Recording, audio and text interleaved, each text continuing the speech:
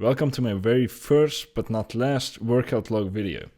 During the holidays I managed to get the entire gym to myself except for the cleaning stuff which you will probably see in the background here.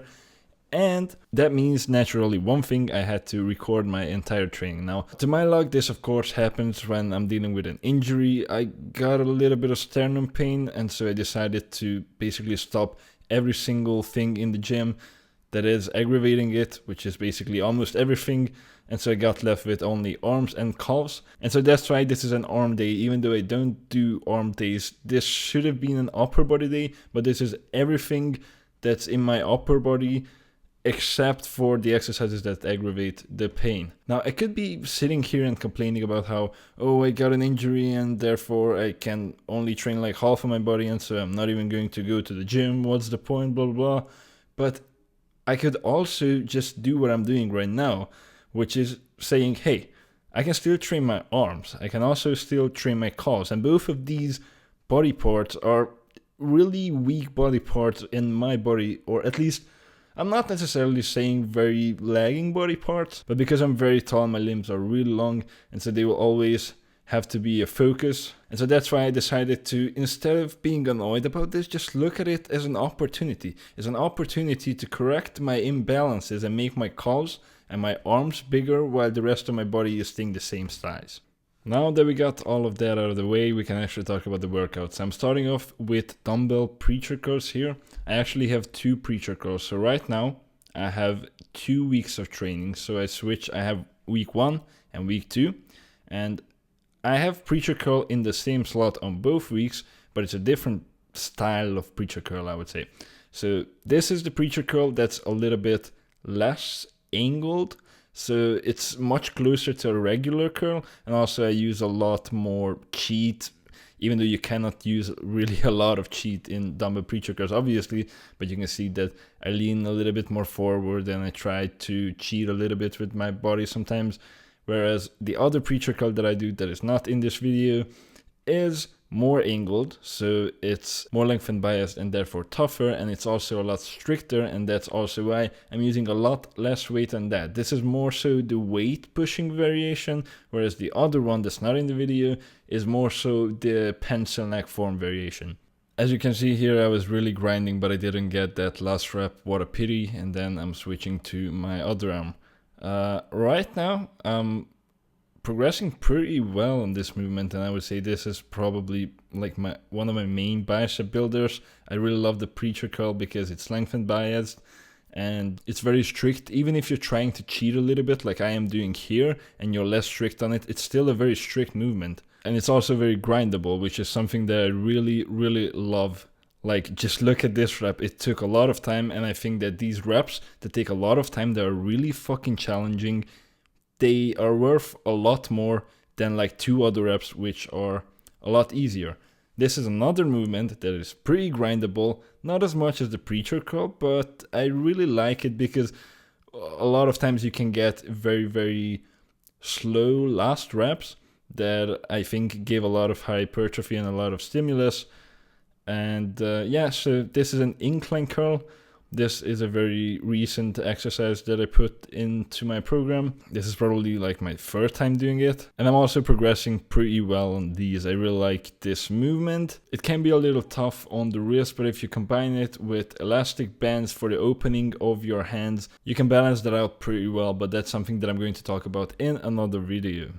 Now, you could wonder, what the fuck is this? Why am I doing calf raises in an arm day? The reason why is because this is nucleus overload training, and it's supposed to be done on days where you don't train the muscle that you're doing the exercise for. So I do not train calves on my upper body days, I train them on my lower body days, and that's why on the days where I don't get any volume in for the calves, or at least I wouldn't get any volume in normally, that's where you do your nucleus overload. Now, if you think that, well, doing this will never get your calves big, and what the fuck was this set? This wasn't hard at all, then you're right, because that's the truth. This wasn't tough at all. This wasn't close to failure at all, and this alone will never get you big calves. This, however, will get you bigger calves than you could get with just training. So this is something that I am trying, I am experimenting with, and it is not supposed to be taken to failure. That's the whole point. It is supposed to be relatively low quality volume, but if you do this consistently a couple times a week for a year, 2 years, it's going to accumulate and your cars are going to be bigger at the end than if you would have just done normal training. But obviously you will have to do normal training too, and that is going to be the main thing. This is just a supplement to that, and we will see after a year or two if this does anything. I think that does. I feel like it does, but maybe it doesn't. We will see, and once I've already done it for a while, I'm going to make a video about it. And as you can see here, I am supersetting it with the curls because normally I have nothing to superset the curls with. So I would otherwise just sit on my ass, but this way I can work on getting my calves bigger. Now here are some push downs. Normally, as I said, I superset my entire workout, or at least everything that I can, literally. But now I'm not really supersetting pretty much anything except for these nucleus overload calf raises, just simply because I wanted to focus on recording the workout. But when I'm doing the upper lower training, I'm always supersetting everything that I can. I do this because this way it's very easy to get in volume to muscles that would otherwise just get neglected, and it doesn't take me 3 or 4 hours to finish my workout. Now let's talk about the push downs a little bit that I'm doing here. These are dual row push downs, which bias the long head a little bit more than regular push downs. I actually really dislike the single row push down. I think it is a push down that pretty much nobody should do, except if you have problems with using a straight bar. But I feel like for me, I personally always use a fixed attachment, so something like a V bar, straight bar, or a dual rope. But the single rope is kind of in between, where you're not really getting the benefit of either, you're just getting downsides. Why? Because fixed attachments let you use more weight, whereas a dual rope lets you bias your long head more, whereas using a single rope does neither. The only thing it does, it's not as stressful maybe for your elbows, but I personally don't have any problems with that with fixed attachments, so I don't need to think about that. Now here on the other hand, I am using a single rope for the extensions because they're a lot more taxing on the elbows, obviously.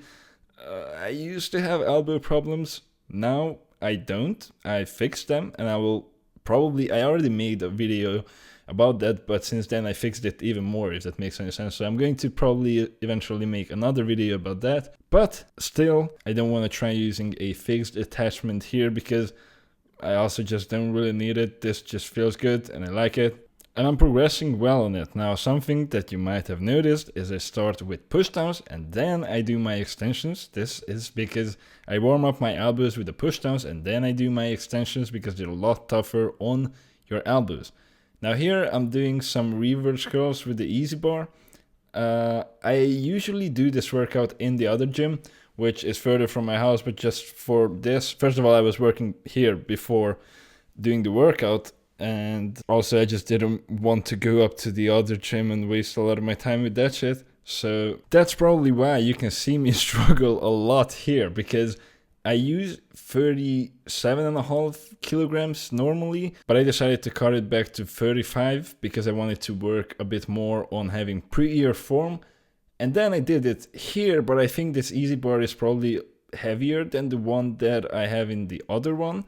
And so that's why it felt like way more, and probably it was way more. That's also why in the weight I wrote that I estimated to be 35 kilograms, and then on the other one I'm 32.5, because then I had to strip the weight down a little bit, because honestly I have no idea. I have never weighed these, and yeah, this is probably heavier than the other one. That's the only thing that makes sense. I don't think that I got weaker, because in everything else I got stronger. So I hope that is the case for this as well. And I do this exercise for my forearms. Currently I train forearms 3 times a week, and I encourage you to do it at least twice a week. Do at least 6 sets a week. It's not going to hurt you. If you're a beginner, you can get away probably with once a week and 3 sets. But I recommend forearm training to everybody, because if you get used to it from the very beginning, you're always going to do it, and you're not going to be a forearm skipper, and therefore you're going to have big and juicy forearms, unlike a lot of lifters who skip it all the time. And that was all I did in this workout. Click here to watch my last video and train your forearms.